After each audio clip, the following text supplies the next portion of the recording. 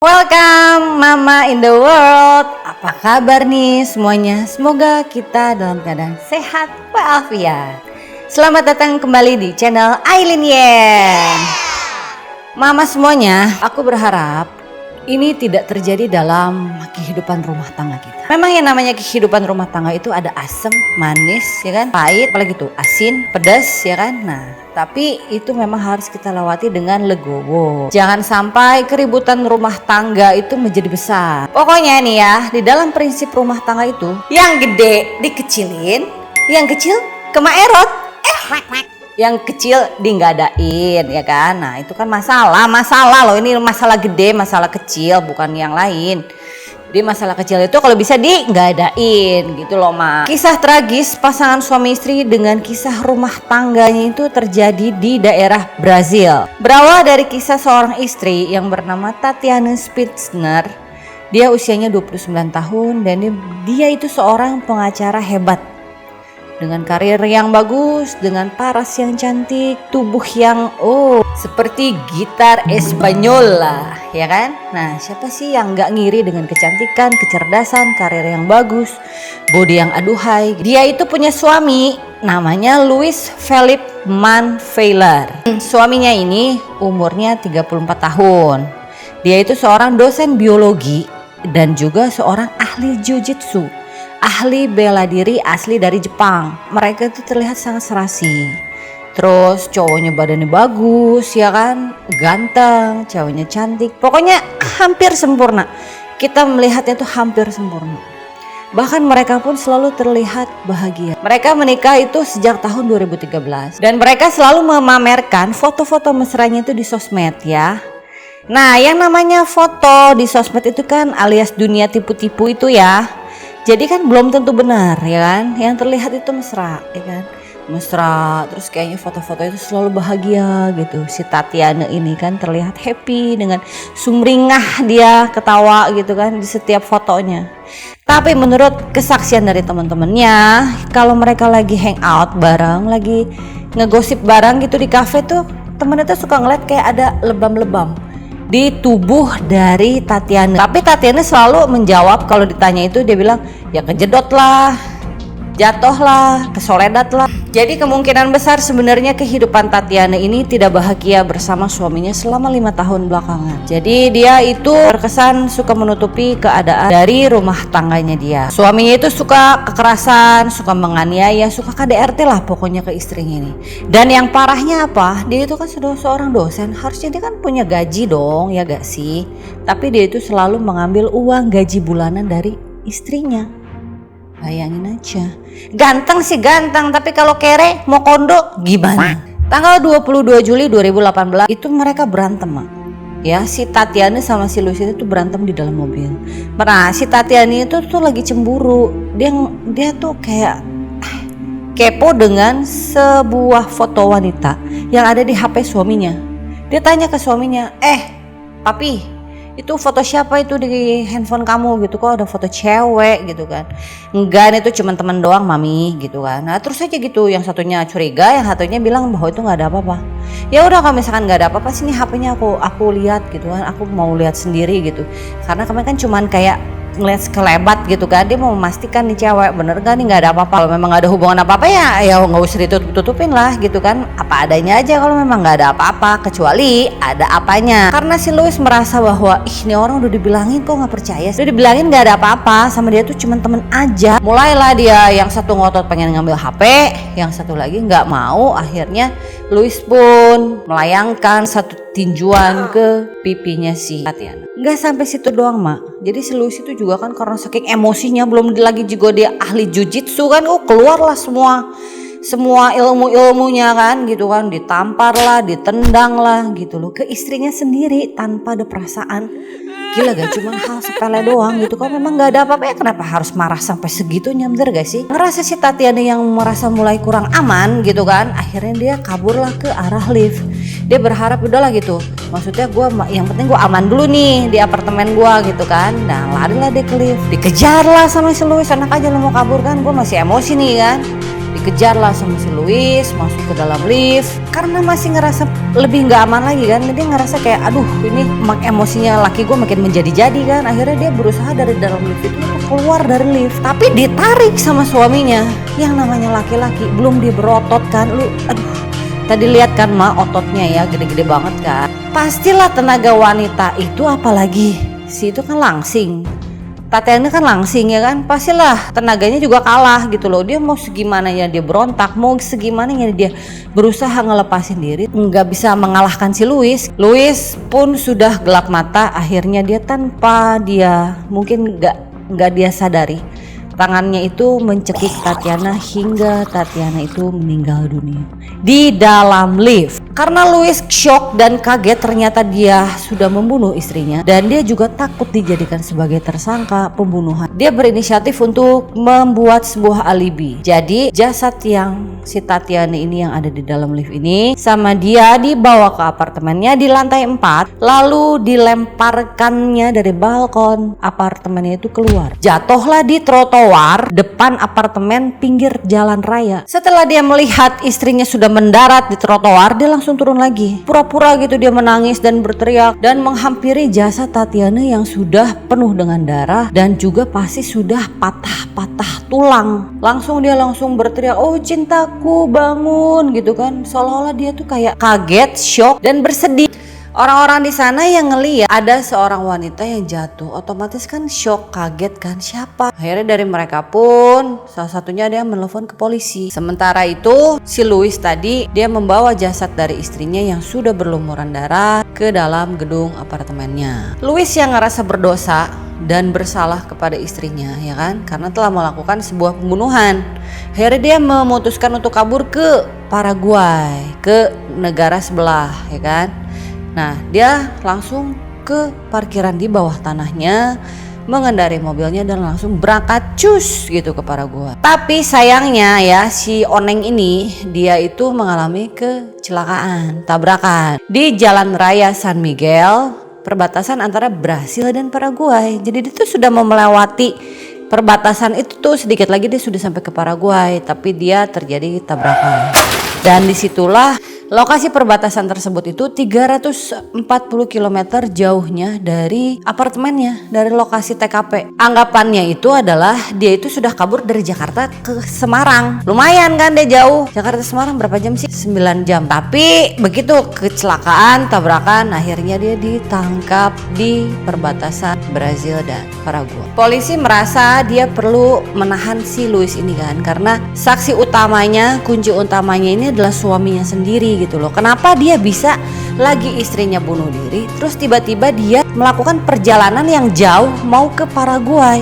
Itu kan aneh bagi polisi. Ini ada hubungan apa nih gitu kan? Istri lu mau bunuh diri, lu bukan ada di deket dia, malah ini jaraknya 300 km lebih. Wah ini kayaknya dia mau kabur nih, mau melarikan diri nih. Akhirnya ditahanlah si Louis itu di kantor polisi. Polisi langsung melakukan yang namanya investigasi ya kan, melakukan yang namanya penyelidikan.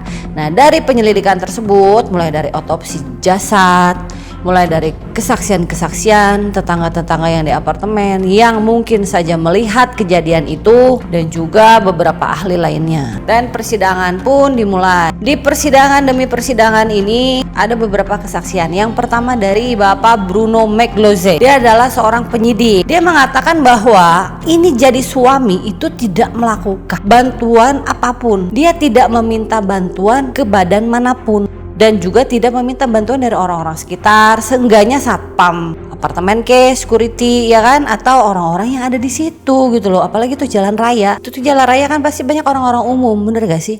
Nah si Louis ini tidak melakukan hal-hal apapun yang bisa dijadikan bantuan gitu loh untuk istrinya ini. Yang kedua adalah Camila Gibran. Dia adalah tetangga dari pasangan Tatiana dan si Louis ini di apartemen. Nah dia bersaksi bahwa dia mendengar suara keras gitu, jatuh keras. Akhirnya dia langsung waktu itu dia lagi telepon sama suaminya. Dia kaget ya kan, dia langsung ngeliat ke balkon. Pas dilihat ke bawah ternyata sudah ada Tatiana terbaring di trotoar apartemen mereka. Yang ketiga adalah Jose Ivo, dia juga sama tetangga dari Tatiana dan Luis. Nah dia itu beda lagi, dia mendengar suara teriakan wanita meminta tolong, tapi tidak terdengar suara lelaki ataupun suara si Luis gitu.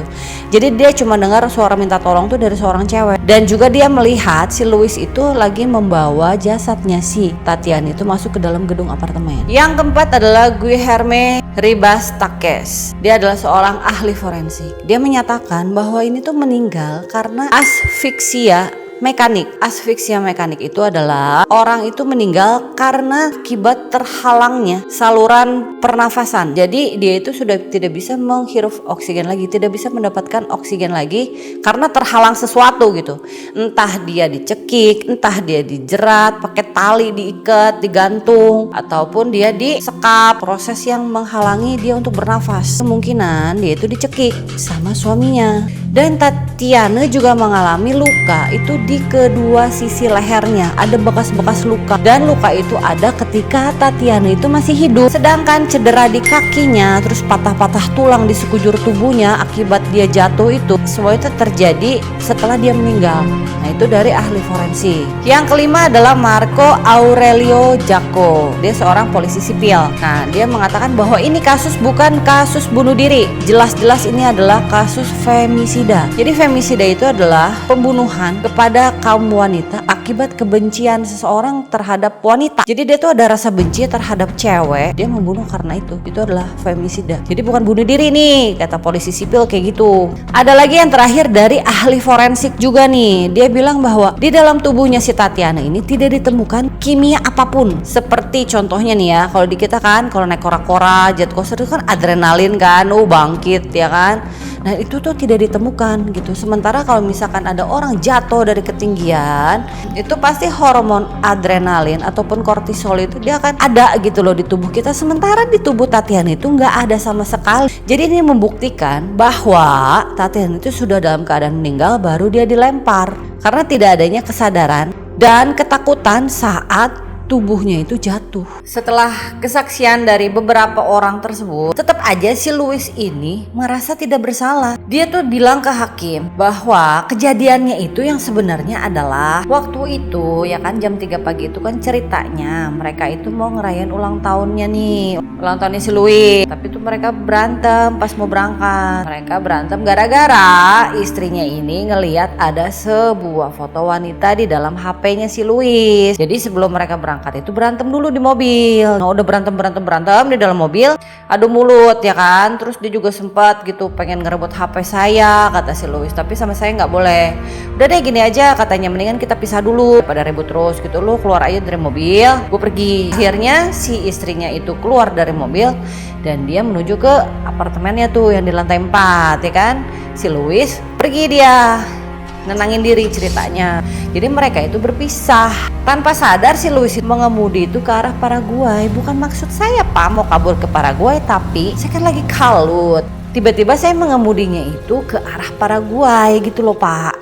Taunya kecelakaan Pak, tabrakan. Jadi saya nggak tahu yang terjadi di apartemen kalau istri saya tuh bunuh diri di sana. Jadi kami tuh dalam posisi tuh berpisah. Saya nggak ada di apartemen itu. Jelas-jelas udah ada CCTV-nya Bambang, masih aja ngeles Madi Primagama. Oh my goodness, that's just amazing. Udah jelas-jelas ada CCTV terpampang nyata. Lu teh berantem di lift sama istri ya kan. Ditarik-tarik dengan kasar keras, masih bilang bahwa kita berpisah. My God, badan segede gitu emang gak kelihatan di CCTV.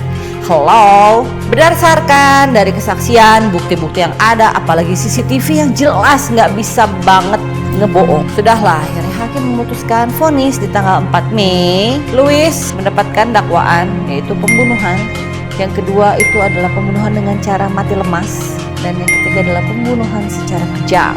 Kejam kamu. Vonisnya adalah pembunuhan itu dia divonis 30 tahun penjara. Dan juga dia penipuan prosedural 1 tahun 9 bulan 18 hari.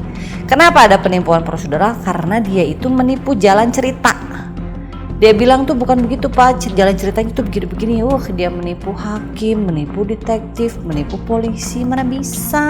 Dan juga denda sebesar 100.000 real Brazil atau setara dengan 251 juta rupiah untuk keluarga korban, karena kan dia juga ada korban mental di sana. Akhirnya dia harus membayar denda sejumlah uang tersebut. Nah jadi nih ya Mak ya, sebenarnya kejahatan di Brasil itu apalagi pasangan suami ke istri itu bisa dibilang tingkatnya tinggi Mak. Jadi di Brasil yang namanya KDRT, kekerasan rumah tangga, suami ke istri itu tuh bisa dibilang udah biasa kalau di sana gitu, bahkan tingkatnya tinggi banget. Jadi nih ya Mak, di tahun 2020 aja tuh ada setiap hari tuh laporan 290 kasus per hari yang dilakukan oleh pasangan romantisnya itu KDRT ke istrinya gitu loh. Jadi mungkin di foto kelihatan romantis ya kan, kelihatan ganteng, kelihatan itu kayaknya lemah lembut cowoknya, kayak kebapaan, mengayomi, memanjakan. Ternyata mereka itu laki-laki di sana kebanyakan itu melakukan kekerasan terhadap istrinya sendiri, seperti cedera, lebam, hingga kematian.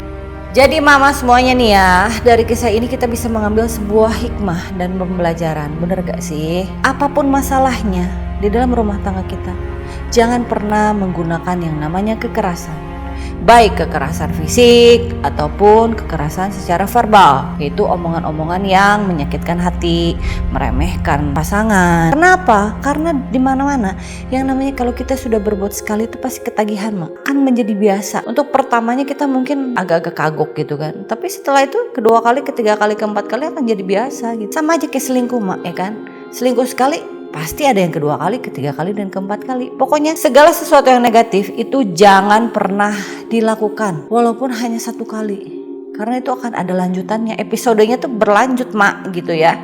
Kayak Cinta Fitri Mak ya kan, yang gak habis-habis itu. Nah sama, jadi kalau bisa segala apapun, masalah apapun, ya itu tadi masalah gede kecilin, yang kecil udah pada pinter kan semua mak-mak ya, bisa jawab sendiri. Oke Mak, sekian cerita dari Ailin Yan untuk kali ini. Semoga mama semua bisa terhibur dengan cerita-cerita dari Ailin Yan. Oke? Jangan lupa untuk subscribe, like, share, and comment yang banyak ya.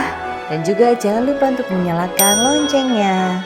Terima kasih buat mama semuanya. Selalu sehat untuk kita semua dan jangan lupa kita untuk bahagia. Oke? I love you Pul.